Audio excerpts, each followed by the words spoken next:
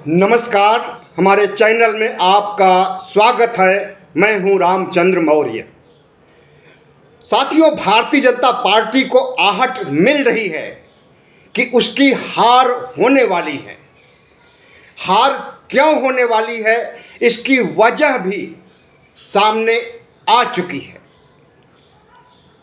गुजरात से लेकर के पश्चिमी उत्तर प्रदेश, हरियाणा, राजस्थान और तमाम राज्यों में जिस तरह से क्षत्रिय समाज के लोग भारतीय जनता पार्टी के खिलाफ हो गए हैं, उससे यही लगता है कि भारतीय जनता पार्टी को क्षत्रिय समाज का 1% वोट भी नहीं मिलने वाला है। माना जाता है कि गुजरात से लेकर के हरियाणा तक 5% से अधिक वोट बैंक है क्षत्रिय समाज का। लेकिन उसी क्षत्रिय समाज को जिस तरह से नज़रअंदाज कर दिया गया है, उसे लोकसभा चुनाव में सीटों की भागीदारी में नहीं शामिल किया गया है और उसे, उसके समाज को, उसकी बहन बेटियों को जिस तरह से भारतीय जनता पार्टी के नेता कलंकित, अपमानित किए हैं, इसकी वजह से क्षत्रिय समाज कटा हुआ लगता है भारतीय जनता पार्टी से। भारतीय जनता पार्टी के जो कोर वोटर होते थे उसमें 3 माने जाते थे: ब्राह्मण, क्षत्रिय और वैश्य। तो कोर वोटर में सेंध लग चुकी है। भारतीय जनता पार्टी को उत्तर भारत में क्षत्रियों का वोट नहीं मिलने वाला है और यह पूरा वोट बैंक इंडिया की तरफ शिफ्ट हो रहा है। दलित समाज के लोग अलग नाराज बैठे हैं, दलितों के साथ ओबीसी के लोग भी हैं। उसकी वजह है कि भारतीय जनता पार्टी के आधे दर्जन से अधिक नेताओं ने जिस तरह से संविधान को ख़त्म करने की बात कही है, जिस तरह से पहले अनंत हेगड़े ने कहा, फिर ज्योति मिर्धा ने कहा, फिर अरुण गोविल ने कहा और उसके बाद कतार लग गई नेताओं की, जिन्होंने कहा कि 400 पार, 370 पार दीजिए तो हम संविधान को बदल देंगे। इसकी बहुत बड़ी प्रतिक्रिया पूरे देश में हो रही है। अभी अभी 14 अप्रैल बाबा साहब डॉक्टर भीमराव अंबेडकर की जयंती का समापन हुआ है और उस दिन 14 अप्रैल को पूरे देश के दलित समाज, ओबीसी समाज के लोगों ने प्रतिज्ञा किया कि संविधान को ख़त्म करने वालों को हम ख़त्म करेंगे। हम ख़त्म करने का मतलब कोई तीर, तलवार, भाला, चाकू, गोली नहीं चलाएंगे, बल्कि वोट पर चोट करेंगे। दलित समाज के लोग, ओबीसी समाज के लोग और आदिवासी समाज के लोग। तो बाबा साहब डॉक्टर भीमराव अंबेडकर के बारे में जिस तरह से गलत बयानी प्रधानमंत्री नरेंद्र मोदी ने दिया है, और वह भी बाबा साहब की 133वीं जयंती के अवसर पर प्रधानमंत्री ने कहा है कि अगर डॉक्टर भीमराव अंबेडकर खुद आ जाएं तो वह संविधान को नहीं बदल सकते हैं। जिसने संविधान को बनाया वह संविधान को नहीं बदल सकता है। प्रधानमंत्री नरेंद्र मोदी के इस बयान से बाबा साहब को आप किसी भी तरह की चुनौती दीजिए, उनके प्रति अपशब्द बोलिए, तो ओबीसी, एससी, एसटी समाज, पूरा बहुजन समाज उसे अपनी प्रतिष्ठा का विषय बना लेता है। और आज वह विषय बना करके प्रधानमंत्री नरेंद्र मोदी के वोट बैंक के रूप में जिस तरह से 2014-19 में काम किया था, इस बार दलितों, ओबीसी, एससी, एसटी ने कसम खाई है 14 अप्रैल को कि हम प्रधानमंत्री नरेंद्र मोदी की पार्टी, संविधान को तोड़ने वाली, खत्म करने वाली पार्टी, लोकतंत्र को खत्म करने वाली पार्टी और लोकतंत्र और संविधान को खत्म करके हिंदू राष्ट्र बनाने का सपना देखने वाली पार्टी को एक भी वोट नहीं देंगे। इसके लिए पूरा बहुजन समाज ने प्रतिज्ञा किया है। तो प्रधानमंत्री नरेंद्र मोदी की मुसीबत जैसे जैसे चुनाव नज़दीक आ रहा है वैसे वैसे बढ़ती जा रही, और जब प्रधानमंत्री नरेंद्र मोदी की मुसीबत बढ़ रही है तो समझ लीजिए कि इंडिया के भाग्य खुल रहे हैं। क्योंकि सिर्फ नरेंद्र मोदी को वोट नहीं देंगे इतने पर सीमित नहीं रहेंगे दलित समाज के लोग, क्षत्रिय समाज के लोग, बल्कि इंडिया को वोट देंगे तो दोहरा नुकसान होगा भारतीय जनता पार्टी का। और सिर्फ दलित और ओबीसी और क्षत्रिय समाज के लोग ही नहीं, ब्राह्मण समाज के लोग भी भारतीय जनता पार्टी से खफा हैं। जो ब्राह्मण, बनिया और क्षत्रिय इन्हें आंख मूंद करके वोट देते रहे हैं शुरू से। 2080 में जब 6 अप्रैल 2080 को जब भारतीय जनता पार्टी का गठन किया गया था, तभी से ब्राह्मण क्षत्रिय वैश्य की पार्टी मानी जाती है। और आज यही ब्राह्मण और क्षत्रिय हाथ खींच रहे हैं भारतीय जनता पार्टी के समर्थन से। दलित समाज के लोग, ओबीसी समाज के लोग भी इनके वोट बैंक रहे हैं। आपको बता दें कि 44% पिछड़ों ने 2019 में नरेंद्र मोदी को वोट दिया था। लेकिन जिस तरह से संविधान को खत्म करने का फतवा जारी कराया है आरएसएस ने अपने सांसदों के द्वारा, भारतीय जनता पार्टी के कार्यकर्ताओं के द्वारा, आरएसएस के प्रचारकों के द्वारा, उससे बहुत बड़ी क्षति हुई है भारतीय जनता पार्टी की। और यह क्षति आज नहीं दिख रही है। जिस दिन मतगणनाओं की गिनती की जाएगी, ईवीएम खुलेंगे तो ईवीएम चीख चीख करके नरेंद्र मोदी को हराएंगे, तब पता चलेगा कि संविधान को खत्म करने का बयान देना कितना भारी पड़ा है। और सिर्फ दलित, क्षत्रिय और ब्राह्मण समाज क्यों कुपित है इसे भी स्पष्ट कर देता हूं।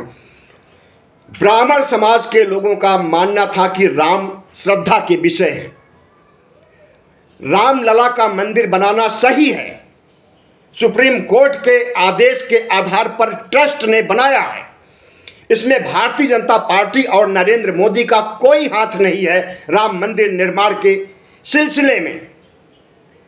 और जिस तरह से एक सियासी इवेंट बना दिया था धार्मिक अनुष्ठान को, और सिर्फ इवेंट ही नहीं बना दिया था बल्कि आधे अधूरे मंदिर का प्राण प्रतिष्ठा करने का कार्यक्रम किया था। चुनाव की जल्दबाजी की वजह से 2024 का चुनाव जीतने के लिए राम मंदिर को मोहरा बनाया था भारतीय जनता पार्टी ने। इसकी वजह से कि आधे अधूरे मंदिर की प्राण प्रतिष्ठा किया गया और भगवान राम को चुनाव जीतने का जरिया बनाया। भगवान राम चुनाव जीतने या चुनाव हराने के लिए नहीं पैदा हुए। भगवान राम को अगर इस देश की जनता मानती है तो उनके कर्मों की वजह से मानती है। वो मानव थे, मानव से उन्हें ईश्वर बनाया गया, पुरुषोत्तम कहा गया, पुरुषोत्तम मर्यादा पुरुषोत्तम श्री रामचंद्र कहा गया।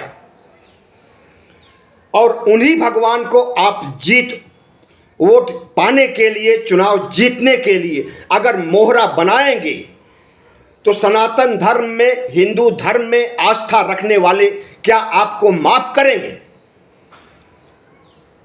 सनातनी हिंदुओं से लेकर के, ब्राह्मणों से लेकर के, साधु संत महंत मठाधीशों से लेकर शंकराचार्यों ने इस देश में चारों दिशाओं में विराजमान चारों शंकराचार्यों ने मंदिर में प्राण प्रतिष्ठा का बहिष्कार किया था।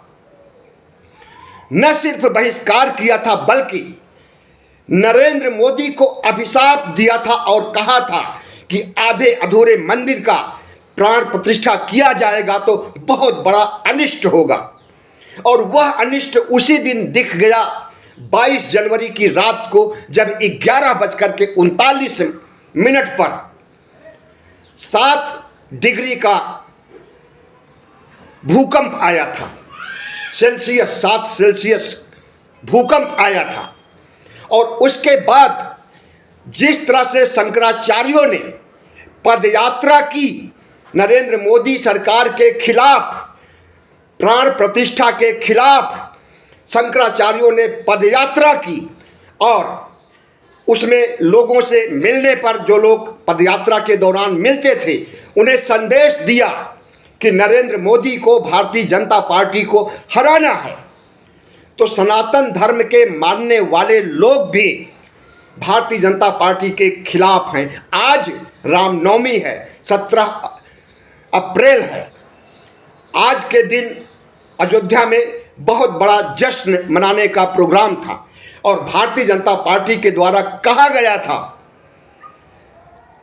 कि 20 लाख 25 लाख से ज़्यादा लोग आज अयोध्या पहुंच रहे हैं, और राम की मूर्ति पर सूर्य की किरण आएगी, सूर्य घर बनेगा, अयोध्या का राम मंदिर। हम समझते हैं कि अगर राम के ऊपर सूरज की किरण आती है तो उससे क्या चमत्कार हो जाएगा, और अगर किरण नहीं आती है तो इससे क्या नुकसान हो जाएगा। राम तो राम है, मूर्ति तो मूर्ति है, कितना भी प्राण प्रतिष्ठा कर दो, लेकिन मूर्ति कभी बोल नहीं सकती है, मूर्ति कभी चल नहीं सकती है, मूर्ति कभी आशीर्वाद नहीं दे सकती है, मूर्ति कभी प्रसाद खा नहीं सकती है, मूर्ति कभी खाने के बाद मल के रूप में परित्याग नहीं कर सकती है। तथागत बुद्ध ने ईश्वर में विश्वास नहीं किया। उनका कहना था कि ब्रह्मांड में कहीं पर भी कोई ईश्वर नहीं है, और उनके अनुयायी बने डॉक्टर भीमराव अंबेडकर, और अंबेडकर के भी अनुयायी बने आज के करोड़ों दलित समाज के लोग, बहुजन समाज के लोग, ओबीसी एससी एसटी समाज के लोग, जिन्होंने हिंदू धर्म का परित्याग करके अपना लिया है बौद्ध धर्म को, और सब अंबेडकरवादी के रूप में जाने जाते हैं। तो एक तरफ मनुवादी हैं, दूसरी तरफ अंबेडकरवादी हैं। हमने आपको बताया कि क्षत्रिय समाज, ब्राह्मण समाज, दलित ओबीसी समाज का वोट भारतीय जनता पार्टी को नहीं मिला है, और जिन अंबेडकरवादियों की चर्चा मैंने अभी किया, इनका एक मुश्त वोट इंडिया गठबंधन को जा रहा है। 14 अप्रैल को चीख चीख करके इन्होंने कसमें खाई कि भारतीय जनता पार्टी को हराना है। जो हमारे बाबा साहब के द्वारा निर्मित संविधान के खिलाफ बोलेगा, संविधान को खत्म करने की बात करेगा, लोकतंत्र को खत्म करने की बात करेगा, इस देश की साझा संस्कृति को खत्म करने की बात करेगा, इस भारत धर्मनिरपेक्ष राष्ट्र को जो हिंदू राष्ट्र बनाने की मुहिम चलाएगा, जो हिंदू राष्ट्र बनाने के लिए शपथ खाएगा, हम उसे वोट नहीं देने वाले हैं। तो इन सब वजहों से भारतीय जनता पार्टी को आहट मिल गई है कि उसकी हार होने जा रही है। और आज ही अखिलेश यादव और राहुल गांधी ने गाजियाबाद में प्रेस कॉन्फ्रेंस किया। उसमें राहुल गांधी ने बहुत सारी बातें बोली, चुनावी चंदे के फंडे को लेकर के तंज कसा और प्रधानमंत्री नरेंद्र मोदी के कई झूठ का उजागर किया। साथ ही यह कहा कि भारतीय जनता पार्टी के बारे में मैं सोचता था कि 180 सीटें आने वाली हैं, लेकिन अब यह 150 पर अटक गई है। तो न सिर्फ राहुल गांधी को आहट मिल रही है, बल्कि आरएसएस प्रमुख मोहन भागवत को भी आहट मिल रही है, नरेंद्र मोदी को भी आहट मिल रही है, अमित शाह और भारतीय जनता पार्टी के तमाम शीर्ष नेताओं को भी आहट मिल रही है। इसी वजह से साम दाम दंड भेद किसी भी तरह से सत्ता में बने रहने की संभावनाएं तलाश रहे हैं। और सुनने में आ रहा है कि फिर से पुलवामा और बालाकोट कराया जा सकता है। इस बार पुलवामा और बालाकोट का नाम नहीं लिया जाएगा, बल्कि पीओके पर कब्जा करने के लिए पहल की जाएगी। पहले पाकिस्तान को उकसाया जाएगा, उसके बाद पीओके पर अटैक किया जाएगा। और अगर अटैक होगा तो हो सकता है कि लड़ाई भी हो और उधर लड़ाई चलती रहे और इनका छद्म राष्ट्रवाद जोर मारता रहे, और उसी छद्म राष्ट्रवाद के जरिए, जैसे पुलवामा के जरिए 2019 जीता था, उसी पीओके के बदले, उसी राष्ट्रवाद के बदले फिर से 97 करोड़ मतदाताओं को प्रभावित करने के लिए, उनका वोट एक मुश्त मांगने के लिए नरेंद्र मोदी अपील करेंगे। ऐसी संभावना दिल्ली के सियासी गलियारों में खोजी जा रही है, लोग चर्चा कर रहे हैं। प्रधानमंत्री नरेंद्र मोदी चुनाव क्यों जीतना चाहते हैं? क्योंकि प्रधानमंत्री नरेंद्र मोदी, शाह और पूरी जनता पार्टी जिस तरह से भ्रष्टाचार में लिप्त रही है और चुनावी चंदे का जो फंडा सबसे बड़ा घोटाला बनकर के सामने आया है, दुनिया का सबसे बड़ा भ्रष्टाचार, इसे वित्त मंत्री के पति प्रभाकर का कहना है कि यह दुनिया का सबसे बड़ा घोटाला है। तो इस घोटाले के मद्देनजर प्रधानमंत्री को आशंका है कि अगर इंडिया गठबंधन की सरकार बनेगी तो इसी घोटाले में फंसा करके या इसी घोटाले पर सीबीआई, ईडी, आईटी का चाबुक चला करके उन्हें भी जेल भेजा जाएगा। तो उसी जेल भेज जाने की संभावना से बचने के लिए किसी भी रूप में चुनाव जीतना चाहते। और दूसरा जो इनका सबसे बड़ा मुद्दा है, आरएसएस के 100 साल पूरे होने वाले हैं 2025 में। 1925 में आरएसएस का गठन हिंदू राष्ट्र बनाने के लिए किया गया था। तो हिंदू राष्ट्र बनाना इनका जीने मरने का सवाल है, करो या मरो का सवाल है। आरएसएस को चाहिए हिंदू राष्ट्र, उसके लिए भी वो कुछ भी कर सकता है और करवा सकता है, दंगे भी भड़का सकता है। ऐसा ममता बनर्जी की आशंका है कि भारतीय जनता पार्टी दंगे भड़का करके बंगाल में और कई दूसरे राज्यों में सांप्रदायिक ध्रुवीकरण करके जीतना चाहती है। इस तरह का ऐलान अभी एक दिन पहले किया था ममता बनर्जी ने, जो कि सारे अखबारों में और मीडिया में, सोशल मीडिया में गूंज रहा है।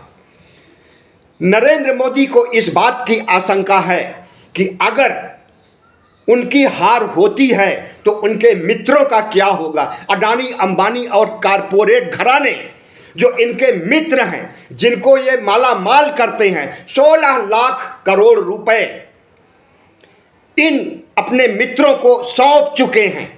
देश में तबाही मची है, खाने के लिए अन्न नहीं है, 5 किलो राशन दिया जा रहा है। गरीबी, भुखमरी, बेरोजगारी पिछले 45 साल का रिकॉर्ड तोड़ चुकी है। और नरेंद्र मोदी पूंजीपतियों को, कारपोरेट को, अपने मित्रों को माला माल कर रहे हैं। बेरोजगारों को बेरोजगारी भत्ता देने के लिए इनके पास पैसे नहीं हैं। 30 लाख से अधिक वैकेंसियां केंद्र सरकार और राज्य सरकारों में खाली हैं। उन्हें भरने के लिए, बेरोजगारों को रोजगार देने के लिए इनके पास पैसे नहीं हैं। लेकिन धन बल से चुनाव जीतने के लिए इनके पास अकूत पैसे हैं। कारपोरेट को माला माल करने के लिए इनके पास अकूत पैसे हैं। और हिंदू राष्ट्र बनाने के लिए इनके पास अकूत पैसे हैं। और इनके इन सब गतिविधियों की सूचना जनता में जमीनी स्तर तक पहुंच चुकी है कि प्रधानमंत्री नरेंद्र मोदी जीतने के बाद क्या धमाका करने वाले हैं। नरेंद्र मोदी ने थोड़े समय पहले कहा था, अब की बार जीतेंगे तो बहुत बड़ा धमाका होगा, बहुत बड़ा बदलाव होगा। पिछले 10 सालों में जो कुछ हुआ है वह तो सिर्फ ट्रेलर है। असली पिक्चर तो तब सामने आएगी जब 2024 जीतेगी। तो इन सब धमकियों से लोगों के कान खड़े हो गए हैं। दलित, क्षत्रिय, ब्राह्मण समाज के लोग जो इनसे नाराज हैं वो तो नाराज है ही, बाकी वोट बैंक जो भी इनके हैं वो भी इनसे नाराज हो चुके हैं, क्योंकि इनकी नियति में खोट है। इनकी नियति है कि इस देश के संविधान को डस्टबिन में डाल दिया जाए और मनुस्मृति को संविधान बना दिया जाए। इसके लिए हरिद्वार धर्म संसद में भगवा संविधान पेश भी किया जा चुका है। भारतीय जनता पार्टी का नेता अश्विनी उपाध्याय जो सुप्रीम कोर्ट में वकील भी है, उसने हरिद्वार धर्म संसद में भगवा संविधान पेश किया गया था, लाल कपड़ों में लपेट करके। लोगों का अनुमान है कि वह भगवा संविधान मनुस्मृति ही था।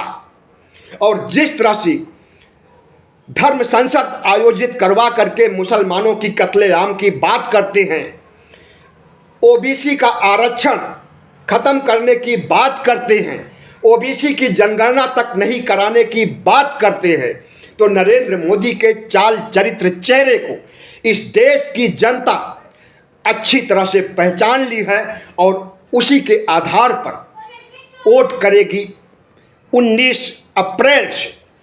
आज 19 अप्रैल को होने वाली 102 सीटों के लिए चुनाव प्रक्रिया खत्म हो रही है शाम 5-6 बजे तक, यानी चुनाव का शंखनाद शुरू हो गया है। और इस बीच नरेंद्र मोदी के एक एक शब्द पर, एक एक गतिविधियों पर इस देश की जनता नज़र रखे हुए है और इनके संविधान बदलने के मंसूबों पर इनसे जब पूछा जाता है कि आपकी पार्टी के लोग संविधान बदलने की बात कर रहे हैं, तो उसका गोल मोल उत्तर देते हैं और कहते हैं कि बाबा साहब भी अगर आ जाएं तो वह संविधान नहीं बदल सकते हैं।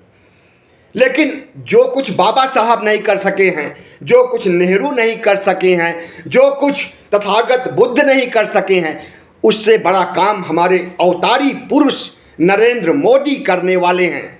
आपको पता है इन्हें विष्णु का अवतार माना गया है। जिस समय 22 जनवरी को अयोध्या में मंदिर की प्रतिष्ठा की जा रही थी, प्राण प्रतिष्ठा उद्घाटन किया जा रहा था, उसी समय मंदिर ट्रस्ट के चेयरमैन चंपत राय ने घोषणा किया था कि प्रधानमंत्री नरेंद्र मोदी विष्णु के 11वें अवतार हैं और इस अवतार को फिर से जिताना है।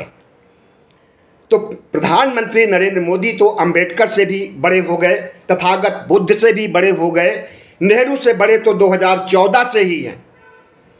हो सकता है कि राम, कृष्ण और शिव से भी बड़े अपने को मानते हैं।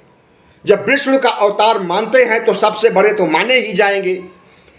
ऐसे में सर्वशक्तिमान, सभी देवताओं के देवता, सभी मनुष्यों के महामानव नरेंद्र मोदी चुनाव जीतना चाहेंगे किसी भी दम पर, चाहे भले ही चंडीगढ़ मॉडल अपनाना पड़े। चंडीगढ़ मॉडल आप जानते हैं, धांधली से अपना मेयर बनाया गया था चंडीगढ़ में, जिसे सुप्रीम कोर्ट ने एक झटके में खत्म कर दिया था और आम आदमी पार्टी कांग्रेस का मेयर नियुक्त किया था। तो इनके पास बहुत से रास्ते हैं। अभी छद्म राष्ट्रवाद है पीओके का, ईवीएम में सेटिंग का मामला है, वीवीपैट पर कल निर्णय आ रहा है सुप्रीम कोर्ट का। अब देखिए उसमें क्या होता है। लेकिन हमें लगता है कि अगर वीवीपैट से निकलने वाली पर्ची की 100% मिलान नहीं किया जाएगा ईवीएम में पड़े वोट से, तो निश्चित रूप से प्रधानमंत्री नरेंद्र मोदी ही जीतेंगे और कोई नहीं जीतेगा। और अगर धांधली के जरिए, ईवीएम के जरिए जीतेंगे तो इस पर सुप्रीम कोर्ट की नज़र है। सुप्रीम कोर्ट की जिम्मेदारी है संविधान की रक्षा करना, देश की रक्षा करना, लोकतंत्र की रक्षा करना। और अगर धांधली करके जीतेंगे तो जरूर नरेंद्र मोदी जेल में जाएंगे और इंडिया की सरकार बनेगी। बहुत बहुत धन्यवाद। हमारे चैनल में आपका स्वागत है। फिर से हमारे चैनल को सब्सक्राइब कीजिए, लाइक कीजिए और शेयर कीजिए।